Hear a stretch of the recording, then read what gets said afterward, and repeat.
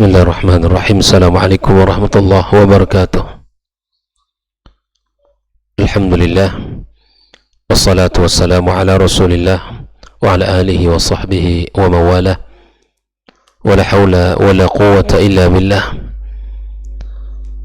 Allahumma inna nas'aluka ilman nafi'a wa rizqan tayyiba wa amalan mutaqabbala. Amma ba'd, kaum muslimin dan muslimat, jamaah salat subuh Masjid At-Taqwa Induk As-Sakinah rahimakumullah, dan al-mustami'in dan mustami'at, al-musyahidin wal musyahidat rahimakumullah. Alhamdulillah, tiada kata yang paling pantas yang kita ucapkan di pagi ini kecuali kita memuja dan muji Allah Subhanahu wa taala. Kita dalam keadaan sehat walafiat dan diberikan kecukupan dalam hidup, serta kita aman di dalam melaksanakan ibadah. Itu sungguh telah diberikan Allah dunia kepada kita. Sebagaimana Nabi SAW mengatakan, man asbaha mu'afan fi jasadi, orang ketika masuk pagi sehat, amanan fi sirbi, atau aminan fi sirbi, aman, tentram, mu'afan fi jasadi, badannya sehat, wa indahu qutu yaumi, dan dia punya yang akan ia makan untuk satu hari itu, faka'annama hizat lahu dunya, maka seperti seakan-akan Allah telah memberikan dunia kepadanya.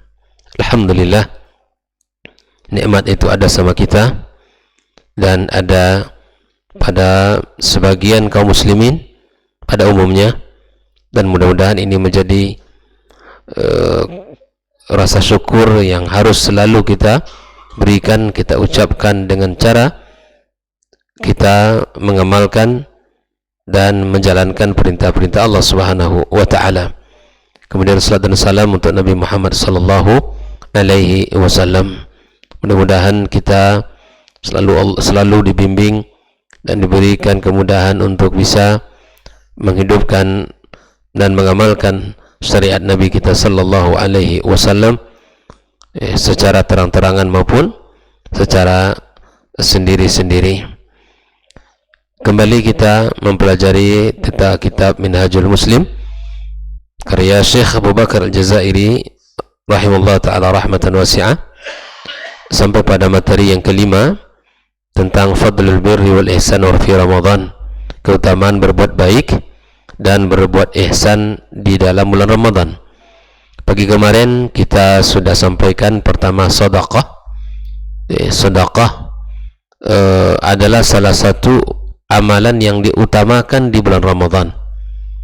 Bahkan di antara kehidupan para as-salafus saleh, mereka sangat bersemangat it'am as-saimin atau iftarus saimin, memberikan makan orang-orang yang berpuasa. Sebagaimana sabda Rasulullah sallallahu alaihi wasallam, man fattara sa'iman kana lahu misla ajri as-sa'imi min ghairi an yanqusa min ajri as-sa'imi syai'a. Bahwa orang siapa memberi makan orang-orang yang berpuasa, dia akan mendapatkan pahala orang tersebut tanpa dikurangi sedikit pun.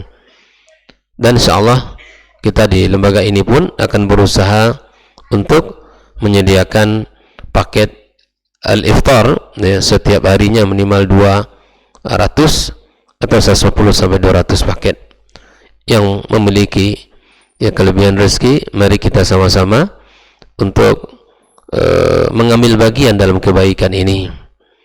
Dan Rasulullah SAW adalah orang yang paling dermawan, dan kedermawanan Rasul ya meningkat berlipat-lipat jika dibandingkan dari bulan-bulan selain bulan Ramadan. Yang kedua, ikhwafillah, amalan yang sangat dianjurkan selain pada siyam adalah qiyamul lail, di mana kita menghidupkan malamnya dengan ibadah. Nabi mengatakan, man qama ramadhana imanan wa ihtisaban ghufira lahu ma taqaddama min dhanbi. Barang siapa yang mendirikan malam Ramadan ya dengan iman dan ihtisab, pondasinya adalah iman kepada Allah, melaksanakan siyam itu karena iman kepadanya ya, dan kita mengharap ridha dan ampunan Allah Subhanahu wa ta'ala semata. Kalau ini yang menjadi pondasi bagi setiap muslim memasuki Ramadan, insya Allah berdasarkan hadis Nabi ini dia akan mendapatkan ampunan dosa-dosa yang masa lampau. Yang ketiga, ikhwafillah, adalah tilawatul Quran. Ya, amalan yang ketiga adalah tilawatul Quran. Ramadan bulannya Al-Quran. Bulannya Al-Quran. Bulan diturunkannya Al-Quranul Karim. Dan Rasulullah sallallahu alaihi wasallam menjadi kedua kita dalam hal ini, di mana yukthir min tilawatil Qur'ani fi Ramadan. Nabi banyak membaca Al-Quran dalam bulan Ramadan. Wa kana Jibril alaihissalam yudarisuhul Qur'ana fi Ramadan. Dan Jibril datang kepada Rasul mengajari Al-Quran. Dan para ulama mengatakan sebagaimana yang dilihat dari kehidupan Rasulullah sallallahu alaihi wasallam dari hadis-hadis yang disampaikan atau perbuatan Nabi SAW, wa kana yutilul qira'ata fi qiyami Ramadan akthar mimma yutilu fi ghairi. Ya, salat malamnya Nabi itu lebih panjang di bulan Ramadan jika dibandingkan bulan-bulan yang lain. Bahkan sebagian ulama mengatakan tilawatul Quran di malam hari di bulan Ramadan itu lebih utama dari membaca Al-Quran di siang hari. Ya. Karena Nabi mengatakan salah satu menjadi dalilnya perbuatan beliau banyak membaca dan panjang dalam salatnya.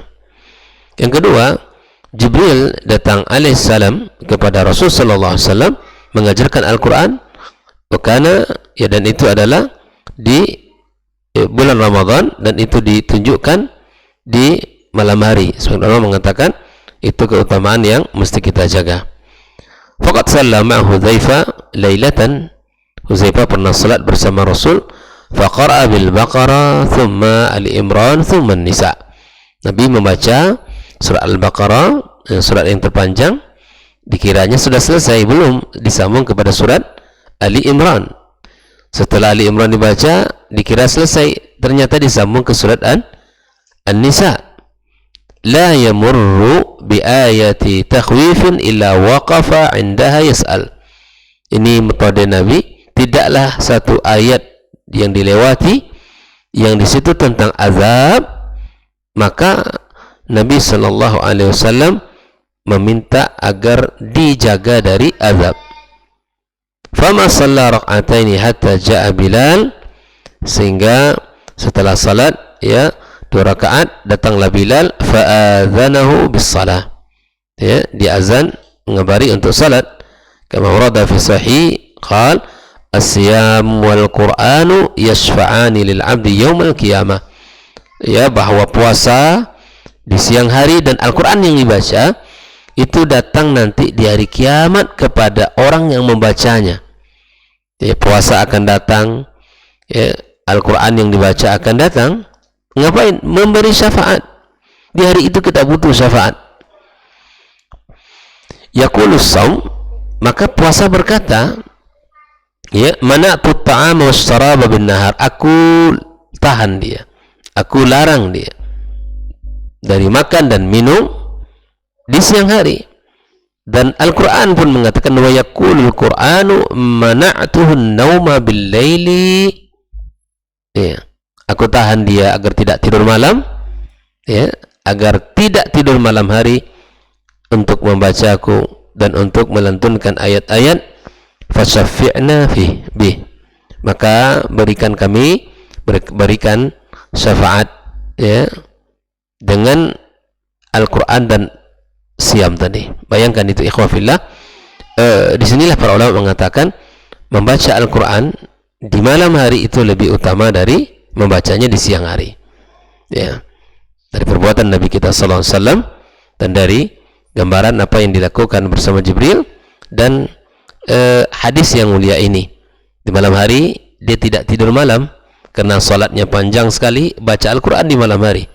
Di saat orang hening tidur, dia membaca Al-Quran yang merupakan kalamullah. Ikhwafillah, kita bicara Al-Quran di bulan Ramadan itu sesuatu yang penting, karena Ramadan bulan diturunkannya Al-Quran dan aroma Al-Qurannya terasa, suasana Al-Qurannya terasa ketika orang masuk masjid. Yang dipegang setelah salat tahiyatul masjid adalah sedang menunggu salat adalah Al-Quran. Kaum muslimin dimanapun, di saat misalnya di toko-tokonya, di tempat kerjanya, saat kosong pekerjaannya, yang dipegang adalah Al-Quran. Di bis-bis kota, di saat mereka menunggu keberangkatan atau dalam bis menuju ke tempat tujuan, yang dipegang adalah Al-Quran. Di rumah tangganya, di rumahnya sendiri pun demikian. Jika tidak ada kesibukan tertentu, yang dipegang adalah Al-Quran. Nah, suasana Al-Quran itu harus terasa. Rumah-rumah Allah menggema dengan lantunan-lantunan ayat suci Al-Quran. Mohon maaf menggemanya bukan karena mic yang ngaji 2-3 orang anak-anak kecil, bukan itu. Yang kita inginkan adalah rumah-rumah Allah ini, ketika kaum muslimin masuk untuk salat atau mungkin menunggu sesuatu, yang dipegang, yang dibaca adalah Al-Quran. Dan kita tahu bahwa Al-Quran tidak ada yang dilahirkan olehnya kecuali kebaikan. Sehingga Imam Syafi'i berkata kepada muridnya, "Idza aradta salaha qalbika wa ibnika wa akhika fa'ashghilhu bil Qur'anil Karim aw baina suhbatil Qur'an."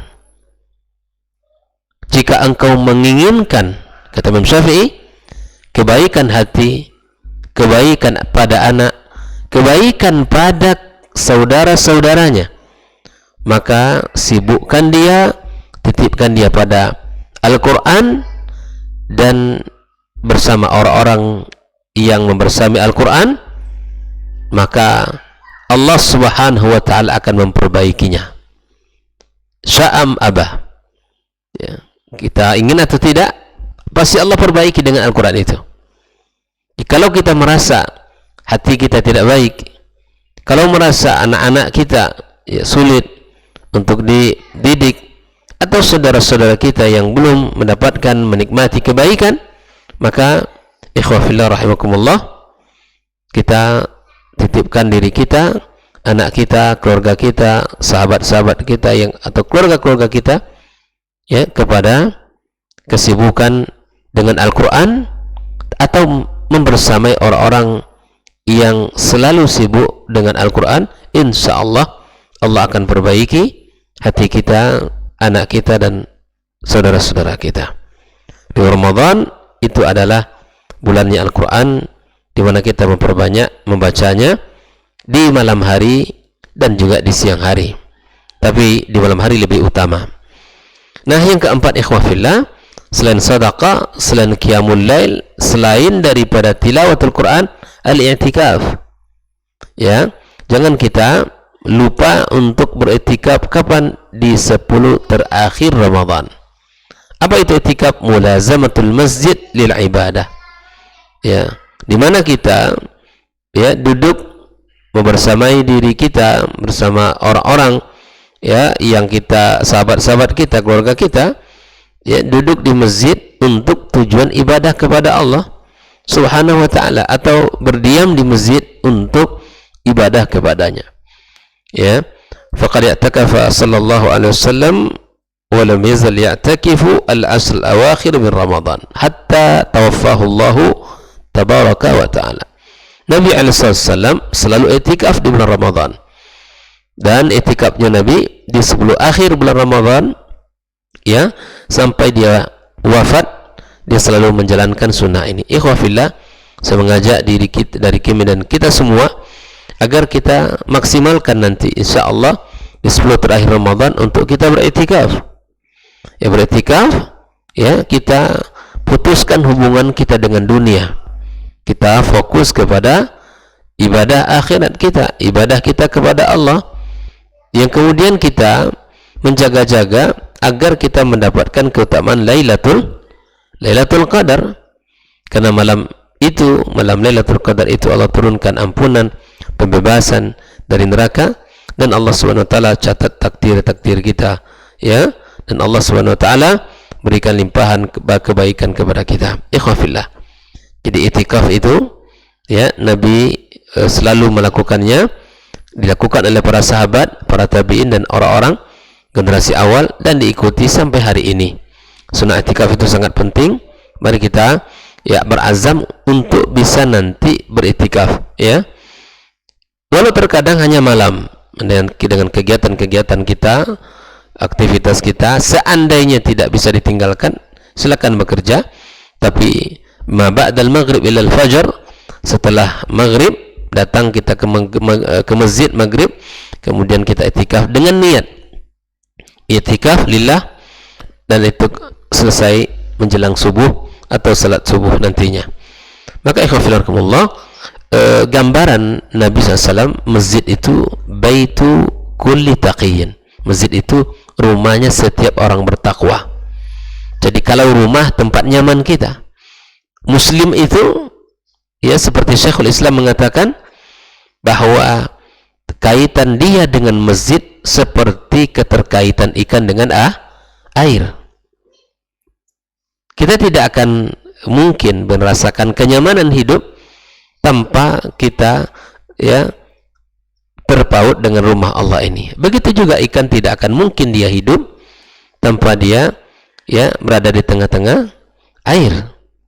Tidak mungkin, karena ketergantungan terhadap apa yang dibutuhkan olehnya secara asasi untuk hidup, itu air. Begitulah mukmin. Dan bagaimana dia dikatakan orang-orang bertakwa sementara dirinya tidak pernah menginjakkan diri ke rumah Allah. Padahal Nabi mengatakan al-masjid baitu kulli taqiyyin. Masjid itu rumah setiap orang yang bertakwa kepada Allah. Wa takaffalallahu liman kana al-masjidu baitahu birruhi warrahmah wal jawazi 'ala as-sirati ila ridwanillah ila al-jannah. Maka Allah akan menjamin bagi siapapun yang menjadikan masjid sebagai, ya, tumpuan tempat yang paling nyaman, dan maka Allah akan berikan padanya rahmah, kasih sayang, dan dia akan melewati sirat dengan selamat menuju surganya Allah Subhanahu wa ta'ala. Ikhwafillah, ya, mari kita berazam dari sekarang untuk bisa kita itikaf nanti di 10 terakhir Ramadan, dan insyaallah di masjid kita ini pun kita akan buka dan kita akan fasilitasi bagi siapapun yang ingin beritikaf di rumah Allah Subhanahu wa taala ini di 10 terakhir bulan Ramadan. Yang terakhir, yang kelima, amar yang dianjurkan adalah al-i'timar atau umrah, melaksanakan ibadah umrah. Gitu kan? Nabi mengatakan umratun fi ramadhana ta'dilu hajjatan ma'i. Umrah di bulan Ramadan seperti kita membersamai Nabi dalam haji. Bayangkan, umrah Ramadan pagi itu seperti haji bersama Nabi SAW. Bayangkan, ya kan, betapa tingginya keutamaan ini. Wa qala sallallahu al-umratu ila al-umrati kafaratun lima bainahuma. Ya, bahwa satu umrah yang kita lakukan dengan umrah berikutnya itu menjadi kafarah bagi kita antara kedua itu. Tahun kemarin kita umrah, tahun berikutnya kita umrah, kedua-duanya antara tahun pertama kedua itu ada aktivitas, ada interaksi, ada kegiatan yang barangkali potensi dosanya ada, bahkan sangat banyak. Selama tidak melakukan dosa besar, dosa antara umrah tahun kemarin dengan umrah yang akan dilaksanakan itu dilebur oleh Allah, dihapuskan Allah Subhanahu wa taala. Bayangkan rahman apa tidak Allah kepada kita, ya, maha kasih sayangnya kepada kita. Kita yang kadang tidak tahu diri sebagaimana harus bersikap. Kita terkadang tidak pandai bersyukur kepada Allah Subhanahu wa taala. Inilah 5 yang sangat, masih banyak tentunya, ya, amalan-amalan lain, tapi paling tidak Syekh Abu Bakar Jabir Al-Jazairi mengatakan 5 poin ini adalah hal yang sangat utama untuk kita kerjakan. Ikhwafillah rahimakumullah. Setelah kita mempelajari, ya, keutamaan bulan suci Ramadan, dan kita ambil pembahasan tentang apa saja amalan yang sangat dianjurkan, al-ihsan, ya, kemudian al-bir, ya, kita berbuat baik dan berbuat ihsan. Nah, bagaimana cara menentukan Ramadan? Nah, ini perkara juga ini. Bahkan di kita ini pun terjadi antara hisab dengan ru'yah. Sehingga di negara kita pun terkadang terjadi, ya, mulanya sama, ujungnya tidak sama. Atau kebalikannya, mulanya tidak sama, awalnya tidak sama, ujungnya sama. Tapi jarang, ya, terjadi awalnya tidak sama, ujung pun tidak sama. Ini jarang. Tapi kebanyakan akhirnya sama, mengawalinya tidak sama. Nah, ini bagaimana kok bisa terjadi? Itu disinilah cara pandang. Maka Nabi SAW mengatakan, ya, bahwa faman, dalam ayat Al-Quranul Karim Allah mengatakan faman syahida minkumus syahra falyasum. Kalau kalian melihat bulan maka puasalah. Lalu Nabi menjelaskan bagaimana cara melihat. Ya, tentu idza ra'aitumul hilal, kalau kalian melihat hilal, fasumu, maka puasalah. Wa idza ra'aitumuhu fa'aftiru, kalaupun kalian melihat hilal untuk di akhir bulan, maka berbukalah kalian. Fa in ghamma 'alaikum fa'akmilul 'iddata 30 yawman. Kalau di akhir Sya'ban tidak nampak anak bulan, maka tugas kita apa? Menyempurnakan Sya'ban menjadi 30. Menjadi 30. Gitu. Tapi kalau sudah nampak anak bulan, ya sudah, berarti, ya, hanya langsung mungkin 29 Sya'ban, di hari berikutnya kita langsung puasa. Jadi cara melihat atau menentukan bulan Ramadan dengan ru'yah. Ya, dengan ru'yah. Ini yang warid dari Nabi kita sallallahu alaihi wasallam. Lalu kemudian syurutus saum, ya. Orang yang disyaratkan wajib berpuasa itu yang pertama adalah muslim, ya. Muslim yang berakal dan balik. Ini syarat orang harus berpuasa itu apa? Muslim, tentu jelas. Muslim yang seperti apa? Berakal dan balik. Itu yang wajib. Adapun orang-orang mumayyiz, anak-anak yang belum balik, ya, itu diperintahkan untuk berpuasa, namun belum dicatat sebagai kebaikan baginya. Jadi dilatih dia selama 3 tahun untuk melatih ibadah puasa seperti mana kita melatih ibadah sholat. Ya. Rufi al-qalamu an thalathatin, diangkat pena dari 3 perkara. Orang gila sampai dia sembuh, orang tidur sampai dia bangun, anak kecil sampai dia bermimpi, artinya sampai dia balik. Kalau dia muslimah, maka dia mesti bersih dari haid. Di samping dia berakal, di samping dia balik, ya, muslimah, akal, balik, maka dia seorang muslimah, maka dia harus bersih dari haid, bersih dari nifas. Karena itu akan membatalkan dan tidak akan diterima ibadahnya. Liqauli sallallahu fi bayani nuqsani dinil mar'ah. Ingatlah, ada hadis Nabi ketika menjelaskan tentang wanita itu kurang agamanya. Maksud kurang agama pada wanita itu apa? Karena alaysat idza hadat lam tusalli wa lam tasum. Bukankah wanita ketika dia haid nifas, ya, ketika haid dia tidak salat dan tidak puasa? Nah, itu maksudnya kurang agama, ya kan? Kita tahu bahwa hadis Nabi ketika menjelaskan wanita itu memiliki 2 kekurangan, ya, kurang akalnya dan kurang agamanya. Kurang agama karena ada beberapa hari di dalam 1 bulan mereka tidak melakukan kewajiban salat, atau mungkin jika Ramadan tidak berpuasa, ya kan? Kalau kurang akal, bahwa maksudnya di mana perempuan selalu menggunakan perasaan. Jadi mengukur sesuatu itu tidak dengan logikanya, tetapi menjadi perbedaan laki-laki perempuan di situ. Laki-laki panjang dengan akalnya sangat panjang, sedikit pendek perasaannya. Perempuan perasaannya panjang, pendek akalnya. Maka ini akan menjadi, kalau kita lihat dalam kehidupan rumah tangga, dengan dua sisi yang berbeda ini akan bisa menjadi potensi polemik rumah tangga. Nah, itu bisa terjadi. Maka ikhwan fillah bagi muslimah mesti dari haid dan nifas. Bagi laki-laki ya disebutkan Rasulullah SAW muslim balik akil. Ya, adapun orang yang gila dia mesti sembuh dulu. Orang yang tidur mesti bangun. Orang anak kecil sampai dia bermimpi, sampai dia balik. Ikhwan fillah, syurut as-saum, ya, ini syarat orang wajib berpuasa. Baik, barakallahu fikum. Insyaallah kita lanjutkan bagaimana hukum puasa bagi orang musafir, orang yang sakit, orang tua renta, hamil, menyusui. Ya, ini bagaimana dalam pandangan Islam, insyaallah kita bahas pada pertemuan berikutnya. Wassallallahu ala nabiyyina Muhammad wasallam. Wa subhanakallahumma bihamdika asyhadu an la ilaha illa anta astaghfiruka wa atubu ilaik.